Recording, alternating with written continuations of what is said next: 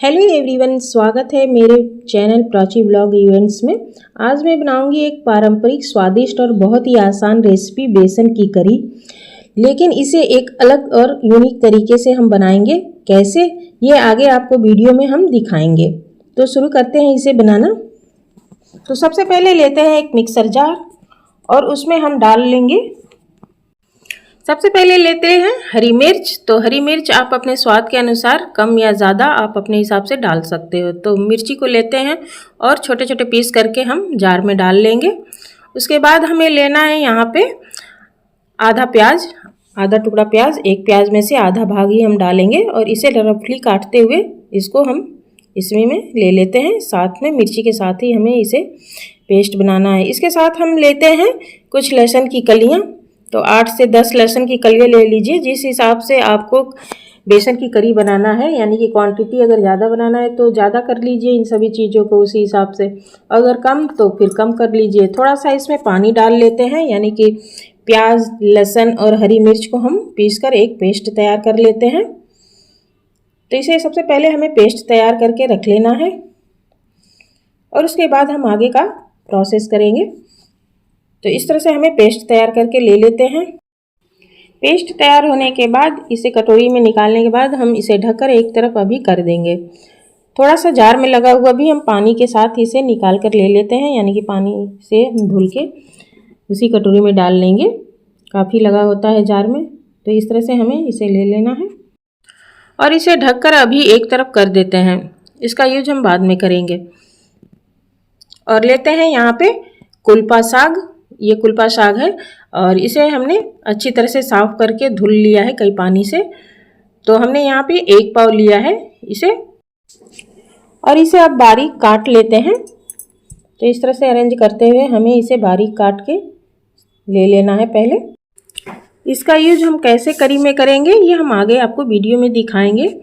तो इस तरह से आप देखते रहिए वीडियो हमारा, स्किप मत करिएगा वीडियो को और इसे पूरा देखिएगा और आगे पता चलेगा कि मैं इसको यूज कैसे करती हूँ करी में। तो ये हमने काट लिया है यहाँ पे पूरे को, और इसे अभी करते हैं एक तरफ और लेते हैं कोई गहरा बर्तन जिसमें हमें करी के लिए पकौड़े भी हम बनाएंगे। तो ले लेते हैं उसमें बेसन।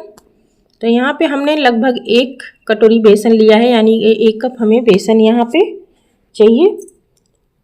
और उसमें डाल लेते हैं यहाँ पे थोड़ा सा हल्दी पाउडर, आधा चम्मच लगभग, और डाल लेते हैं यहाँ पे स्वाद अनुसार नमक। साथ ही हम यहाँ पे डालेंगे जीरा, आधा चम्मच हमने यहाँ जीरा लिया है। और ले लेते हैं यहाँ पे थोड़ा सा हींग ले लेंगे, 2 से 3 पिंच 4 पिंच हींग ले लेंगे। और अब इसमें थोड़ा थोड़ा पानी डालते हुए हमें इसका बैटर तैयार करना है पकौड़े तैयार करने के लिए। तो इकट्ठे में पानी नहीं डालना है, नहीं तो लम्स आ जाते हैं, गुठलियाँ पड़ जाती हैं और स्मूथ पेस्ट तैयार नहीं हो पाता है। तो इस तरह से थोड़ा थोड़ा पानी डालते हुए हम पकौड़ों के लिए बैटर तैयार कर लेते हैं। और इस तरह से मिलाते हुए हमें स्मूथ बैटर तैयार कर लेना है। बहुत ज़्यादा पतला हम इसे नहीं तैयार करेंगे और इसे अच्छी तरह से हम फेंट लेंगे। कम से कम 3 से 4 मिनट फेंट लेंगे। तो यहाँ पे हम डाल लेते हैं थोड़ा सा, मैंने मीठा सोडा डाला है ताकि हमारे पकौड़े जो हों काफ़ी फूले और सॉफ्ट बने।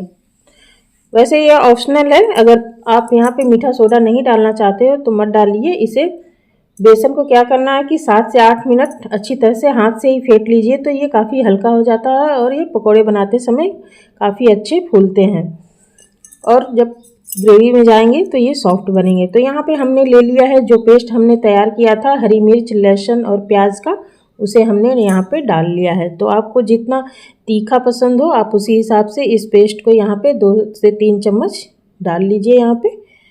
और इस तरह से बैटर हमें तैयार करना है। तो आप देख सकते हो इसकी कंसिस्टेंसी।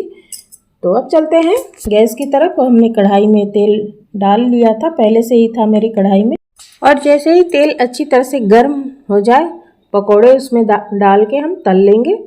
यानी कि तेल अच्छी तरह से गर्म होने चाहिए, बढ़िया से तेल गर्म रहेगा तभी पकौड़े हमारे फूलेंगे और सॉफ्ट बन के तैयार होंगे। तो इस तरह से हम पकौड़ों को पहले बना लेते हैं। तो थोड़ा थोड़ा डालते हुए पकोड़ों की साइज आप अपने हिसाब से बना लीजिए, छोटा बड़ा, जितना बड़ा आप कढ़ी में पकोड़े डालना पसंद करते हो उसी हिसाब से हमें इसके पकोड़े तैयार कर लेने हैं। और तेल काफ़ी अच्छे होने चाहिए पकोड़े तलते समय, तभी ये फूलेंगे, यानी कि अंदर से जालीदार बन के तैयार होंगे। तो इस तरह से हमें तल लेना है। और कढ़ाई में बहुत ज़्यादा तेल भी न डालिए, ज़्यादा तेल डालने से क्या होता है कि पकोड़े बढ़िया नहीं हो पाते हैं।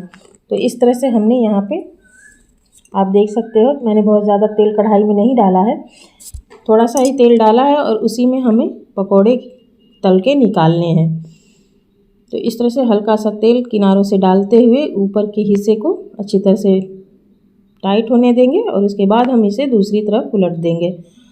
और उलटते पुलटते हुए हमें इसे अच्छी तरह से लाल कर लेना है, गोल्डन ब्राउन करते हुए बढ़िया से तल लेना है, ताकि दोनों साइड से अच्छी तरह से ये लाल हो जाए।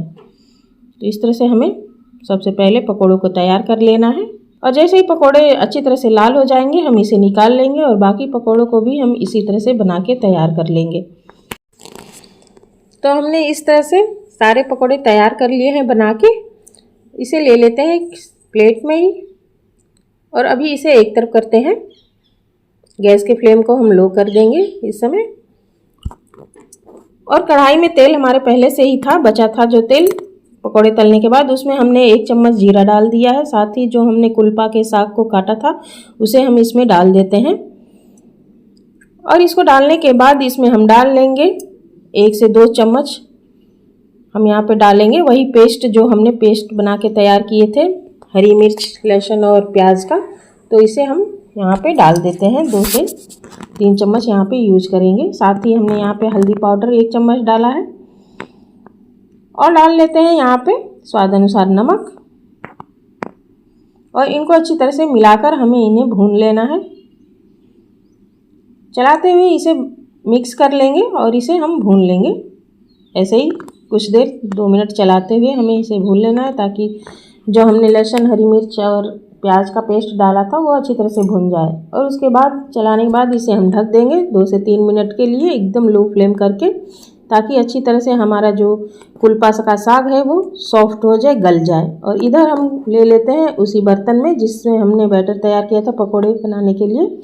हमने लगभग आधा कटोरी यहाँ पे बेसन लिया है और यहाँ पे आधा कटोरी दही हमने लिया है। तो इन दोनों को हम पहले मिक्स करके बराबर कर लेते हैं, ताकि इसमें कोई भी लम्स या गुठलियाँ न होने पाए। और बराबर से इसे हमें मिला लेना है। इसे हमें अच्छी तरह से फेंट लेना है हाथ से ही। तो बराबर फेंट के लेना है। और इस तरह से दही और बेसन आपस में काफ़ी अच्छी तरह से मिल जाते हैं, ऐसा करना ज़रूरी है यहाँ पे।